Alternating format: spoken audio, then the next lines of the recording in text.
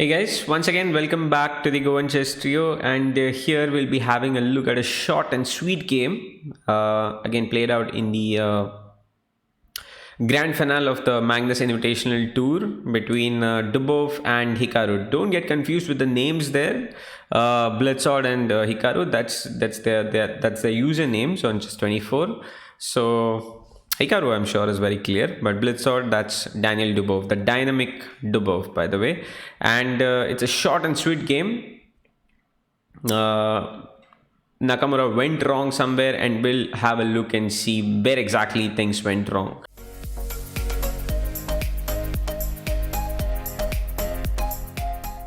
So before we start with the game, I would like to remind you that your support is quite important to us. So if you do enjoy the video, you do enjoy the analysis, then definitely check out our other videos like this video, subscribe to our channel, also your support, and also follow us on all our socials. It means a lot to us, and now we can get started with the game. So d4 by Dubov. Now there's one thing about Dubov which is very interesting, is that he tends to innovate quite often. He's one of the most innovative players at the top at the moment. So this guy tries to do something different each and every time. So let's see what he did this time. e6 and knight c3 bb4, we head into a normal nimzo. Now the main lines are queen c2 e3, but what Dubov did with knight f3 also is played very often. After castle, here though bishop g5 is not played as often as something like queen c2 or a3. It's not played as often, but bishop g5 definitely is not a bad move in that sense. But as we know, Dubov's style is to try something new all the time. So this time he has tried bishop g5, c5. Now there's one thing that could be a thing that maybe Nakamura was not well prepared or expecting this. Not well prepared, let's say, he's not expecting this. So maybe that could have been the reason. A little rusty too, maybe. Rook c1, h6. Now white doesn't go with e3 immediately because of, let's say you go e3, there could be one thing with queen a5 coming here, which could be a problem. There was also something with h6 if you go bishop h4, g5 and knight e4 coming in, which could be annoying. So e3, rook c1, what it does is it takes care of anything to do with c3, and later e3 could be played in the later stages. Again, after h6 comes bishop h4. You don't want to clearly give your bishop on f6 this immediately. And c into d4, knight into d4. This was followed out with d5. A very standard idea here. Black tries to, it's attacking c4 and he's trying to, let's say you play cd5, there will be something with g5 that we'll see in the game. But if white tries to play something like e3, black has many things that he can do. Again, he can take on c4. Maybe not the best thing, but he could definitely do e5, and after knight f3 try something like d4, considering the king is right in the center. When the king is in the center, you want to open up and maybe try to exploit it. So here after ed4, black does give up a pawn. It's not like he's immediately winning either, but rook e8, it could get interesting. Things could get a little crazy here with the king in the center. But the game went differently. After knight into d4, d5, Dubov just took on d5 there. Now if black plays e into d5, white plays something like, let's say, e3, and everything is under control for white here. He is not expecting anything immediately from black, no immediate tactic or so. And once you get bishop e2 and castle, you can see that this isolated pawn on d5 is going to be a problem for black. It is something that white will play against, and his positional edge will tell because of that pawn. So Nakamura did not want that and thus went with g5, attacking the bishop, taking away the spin. So after bishop g3, you can capture back with the knight.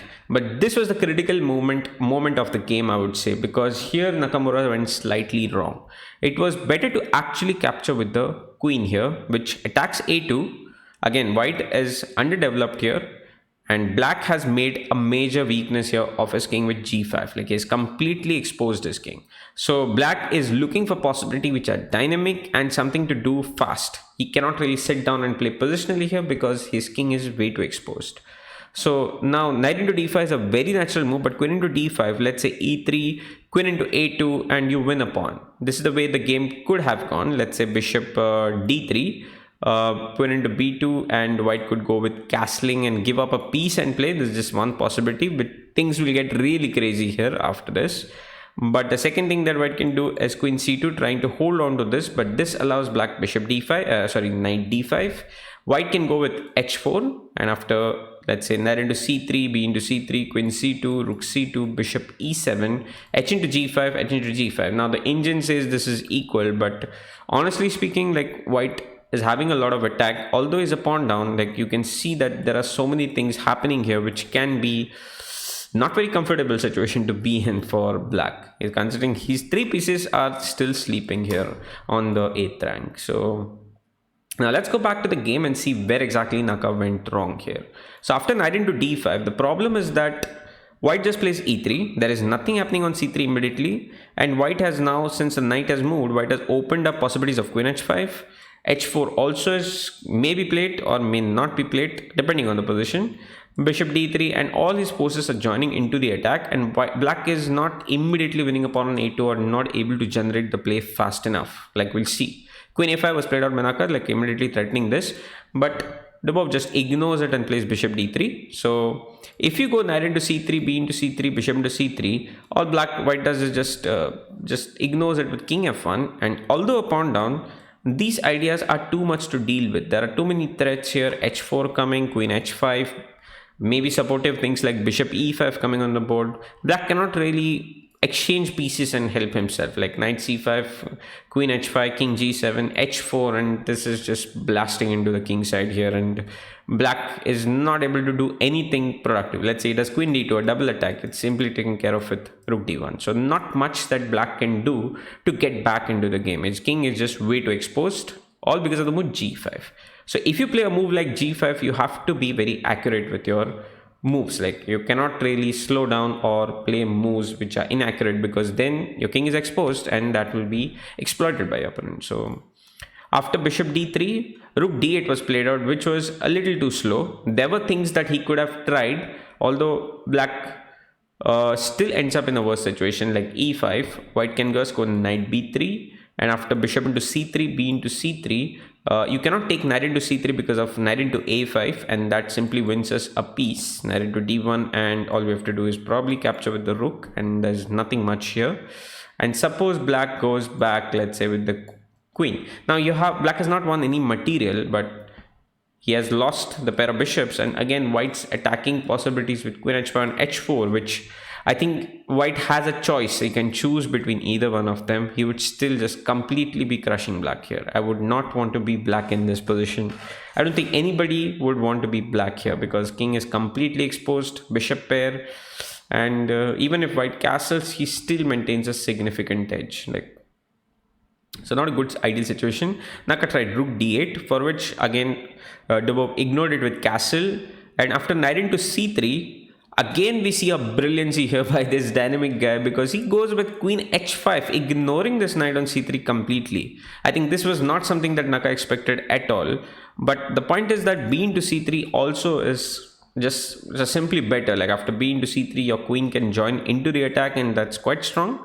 And if the bishop goes back, again, I think you can just go with queen h5 and maintain a very good edge with something like this, or you can even try to open up with f4 and make life difficult for black here. There are just too many options. You might as well just go bishop b1, queen c2, and that could work out also well for you. There are just too many options here for white, but Dubov chooses the perfect and the more precise queen h5, and there's a reason behind this. So now when the bishop goes back, instead of capturing the pawn and blocking a rook, Dubov can now capture with the rook and maybe utilize his rook somewhere. Now the immediate threat is bishop c7, forking these two pieces, and the rook can also join into the attack pretty immediately because it's out there in the open. So let's say a follow-up idea, if I have to give you a basis, like, this is one thing. There may be some tactical resources with bishop h7 helping him. There are just too many things happening on the board here, and this probably is not going to be like possible for anybody to save this position from here on. Naka tried e5, which is definitely the way to go. If you're in a minus position, you want to do something quick and you need to do something fast. Something like knight c6 will just not be enough, because white has a simple tactical resource which just immediately solves this problem. That is rook into c6, knight into c6, forking the queen, and then comes queen b6, knight into d8, queen into d8, and all we can do is just maybe play bishop e4, just trapping the rook is there to be just win an exchange and probably soon maybe even win the game. Like that will not be too far away. So you cannot really afford to do knight c6. He tries e5 and then comes bishop c4, once again a good move, because it just simply attacks f7 and black is not having any good ideas to actually defend that. The second thing is, after bishop c4 pinning this king, you can also try something like queen g6, which could be useful. So there are just too many things to take care of. Naka tries to play queen c7, which is a bold thing. You would not want to do this. But after Dubov's next move, it was just over. Like he finally threw in the towel after bishop into e5, because there is not much that Naka can continue. Like not even a player of Naka's caliber can find resources, and he has run out, because if you try queen into e5, there is queen f7 and queen g8, which is an immediate mate. And if you go with queen e7, queen g6, like I said earlier, exploiting this pin is immediately mating him, because bishop g7, queen into g7 is also a mate.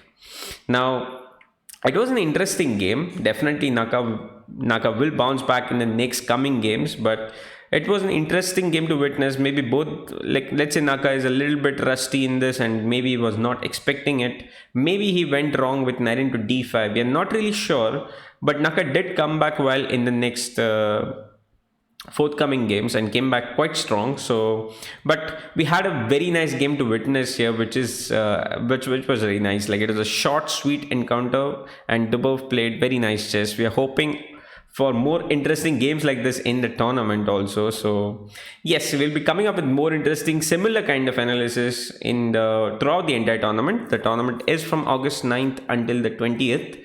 So stay tuned. If you did like it, once again, you can subscribe to our channel, press the bell icon to stay updated, and follow us on all our socials.